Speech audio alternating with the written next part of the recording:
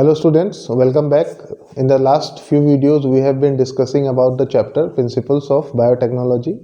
In the last video we discussed about enzymes, various enzymes which are used in recombinant biotechnology. We came across different examples of enzymes which we will be requiring for that process, recombinant DNA process. In today's class we will discuss the topic vectors. Right, we will discuss about vectors.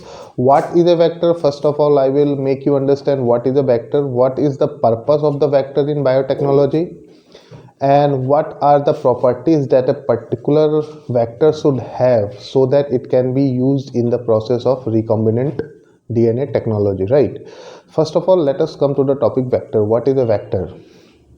As you can see, I have written on the board that vector is like a ferry. What are ferry? Ferry are the small boats which used to carry passengers across the river, within the rivers, right? Ferry is a transportation system in water bodies, right? Similarly, vector will also transport our desired gene or the desired nucleic acid sequence or the rDNA, recombinant DNA to the host cell.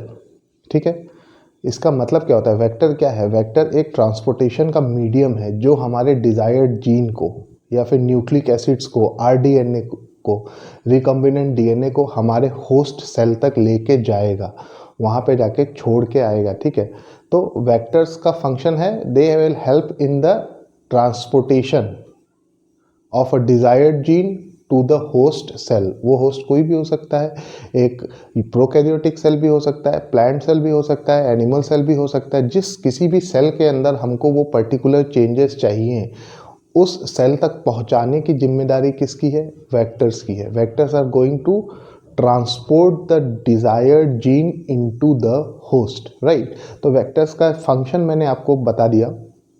लेकिन ये DNA technology है, हमको vectors सिर्फ ऐसा नहीं है कि वो वहाँ छोड़ के आए. वेक्टर्स के अंदर कुछ और क्वालिटीज़ होनी चाहिए जिसकी वजह से मतलब डीएनए को हम रेप्लिकेट कर सके अपने डिज़ायर्ड होस्ट के अंदर. उस पर्टिकुलर डीएनए का रेप्लिकेशन भी होना चाहिए, है ना.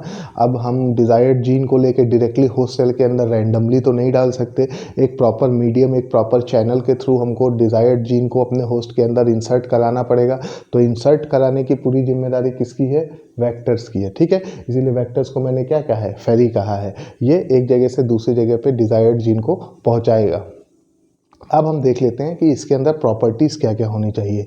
किसी भी पर्टिकुलर वेक्टर को वर्क करने के लिए उसके अंदर कुछ पर्टिकुलर प्रॉपर्टीज़ होनी चाहिए, तभी हम उसको एज अ वेक्टर बायोटेक्नोलॉजी के प्रोसेस में यूज़ कर सकते हैं. ठीक है, तो अब हम धीरे धीरे करके फंक्शंस एक एक करके समझेंगे कि वेक्टर्स के अंदर कौन कौन सी क्वालिटीज़ होनी इंपॉर्टेंट है. सबसे पहला क्या है? ORI site. ठीक है, वेक्टर जो है, जिस वेक्टर को हम कंसिडर कर रहे हैं उसके अंदर एक साइट ऑफ ओरिजिन होना चाहिए. What is site of origin? आपने मॉलिकुलर बेसिस ऑफ इनहेरिटेंस में पढ़ा होगा ORI साइट का क्या इम्पोर्टेंस है. जब भी डीएनए को रेप्लिकेट करना होता है तो डीएनए सीक्वेंस में या फिर पूरा जो डीएनए स्ट्रैंड है, किस पर्टिकुलर जगह से रेप्लिकेशन स्टार्ट होगा. ORI साइट किसी भी डीएनए सीक्वेंस में हमको बताता है कि इस पर्टिकुलर जगह से डीएनए की कॉपीज बनना स्टार्ट होंगी. तो वेक्टर के पास क्या होना चाहिए? एक ORI साइट होना चाहिए, साइट फॉर रेप्लिकेशन. मतलब उस पर्टिकुलर जगह से ही एक सीक्वेंस में डीएनए का रेप्लिकेशन स्टार्ट होगा, क्योंकि जो डिजायर्ड जीन हम होस्ट के अंदर डाल रहे हैं, जब तक वो अपनी कॉपीज नहीं बनाएगा तब तक हमें वो डिजायर्ड फंक्शन उससे ऑब्टेन नहीं होगा. तो ORI साइट का होना बहुत ज़रूरी है. ORI site is the site for replication. Right, next function क्या होता है? नेक्स्ट फंक्शन हम ROP, रोप मैंने लिख के रखा है, या इसको हम ये भी कहते हैं protein of replication. What is protein of replication? ये जो ORI साइट है, यहाँ पे सबसे पहले प्रोटीन ऑफ रेप्लिकेशन जाके अटैच होता है. जब प्रोटीन ऑफ रेप्लिकेशन किसी एक पर्टिकुलर डीएनए सीक्वेंस के ऊपर अटैच होगा तो वहीं पे वो एंजाइम डीएनए पॉलीमरेज वर्क करेगा. ठीक है, मतलब protein of replication DNA strand पे जिस जगह अटैच होगा, डीएनए पॉलीमरेज एंजाइम वहीं से रेप्लिकेशन कराना स्टार्ट करेगा. ठीक है, तो ORI साइट पे क्या प्रेजेंट होना चाहिए? Protein of replication. अगर प्रोटीन ऑफ रेप्लिकेशन नहीं प्रेजेंट होगा तो रेप्लिकेशन कहाँ से बिगिन होना है? प्रोटीन ऑफ रेप्लिकेशन अगर प्रेजेंट नहीं हुआ तो डीएनए पॉलीमरेज अपना वर्क आगे कर नहीं पाएगा, ठीक है। तो इस तरीके से ये क्या करता है, एक इंडिकेशन देता है कि इस पर्टिकुलर जगह पे प्रोटीन ऑफ रेप्लिकेशन अटैच्ड है, हमको डीएनए की कॉपीज वहाँ से बनानी स्टार्ट करनी है, राइट। तीसरा number, third, it should have some selectable markers. Selectable markers होते क्या है? सबसे पहले मैं ये आपको बता दूं, सेलेक्टेबल मार्कर्स एक तरीके से प्रूफ रीडिंग का काम करते हैं। प्रूफ रीडिंग का मतलब क्या होता है? कोई भी डिजायर्ड जीन, अब सपोज करो तुमने ई कोलाई के अंदर कोई डिजायर्ड जीन इंसर्ट किया, अब ई कोलाई को तुमने अगरोस जेल के ऊपर बहुत सारी कॉलोनीज बना ली। अब तुम्हें कैसे पता चलेगा कि किस कॉलोनी में, देखो क्योंकि बायोटेक्नोलॉजी बहुत कॉम्प्लेक्स प्रोसेस है, हम ये नहीं कह सकते कि ये 100% हमेशा सक्सेस ही होता है। तो हर जगह तुमने इनोक्यूलेट किया अगार जेल प्लेट के ऊपर पेट्री डिश के अंदर, और वहाँ पे तुमको बहुत सारी कॉलोनीज मिली। अब किसी कॉलोनी में डिज़ायर्ड जीन है और किसी कॉलोनी में डिज़ायर्ड जीन प्रेजेंट नहीं है, लेकिन अब हमको तो सिर्फ उसमें से वही चाहिए जिसमें से डिज़ायर्ड जीन प्रेजेंट हो। तो सेलेक्टेबल मार्कर्स हमको ये पहचानने में मदद करता है कि जो हमारा डिज़ायर्ड जीन है वो किसी पर्टिकुलर बैक्टीरिया के अंदर, वायरस के अंदर या सेल के अंदर, होस्ट के अंदर वो एंटर हुआ कि नहीं हुआ। प्रूफ रीडिंग का मतलब यही होता है, it will help us to identify whether our desired gene have entered into the host cell और नॉट, राइट। देखो यहाँ पे मैंने लिखा है सेलेक्टेबल मार्कर्स के कुछ एग्जाम्पल भी हैं। सेलेक्टिव मार्कर हेल्प क्या किस चीज़ में करेगा?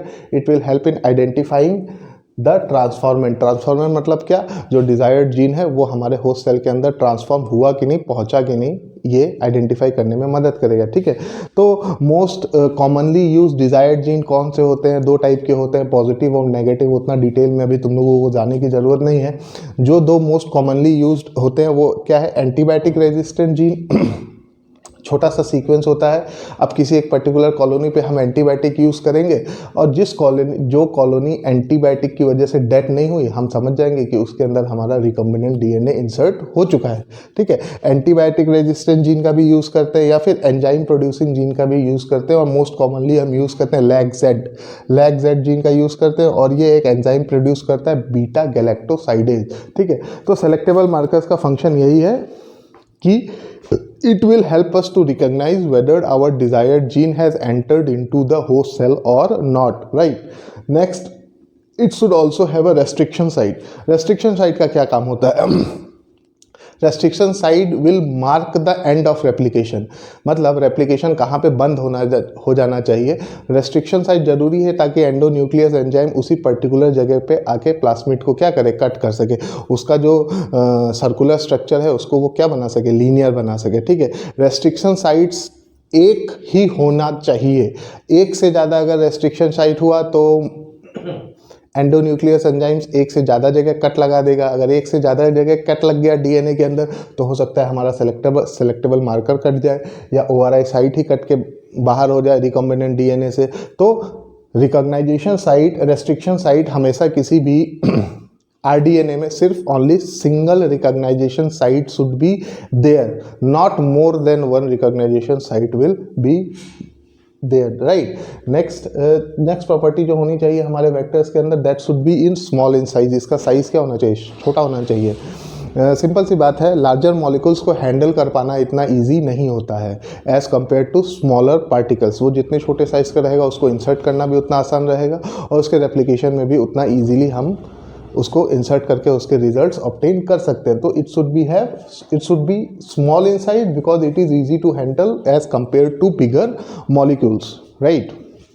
तो इस वीडियो में हम लोगों ने कुछ प्रॉपर्टीज़ के बारे में पढ़ा, वेक्टर्स के बारे में। नेक्स्ट वीडियो में हम वेक्टर्स के एग्जांपल्स देखेंगे स्ट्रक्चर के साथ, और किसी एक वेक्टर में ये सारी चीज़ें कहाँ कहाँ पे प्रेजेंट होते हैं स्ट्रक्चर के साथ दिखाएंगे, तो आप लोगों को ये पिक्चर और ज़्यादा अच्छे से क्लियर होगी, राइट। Thank you.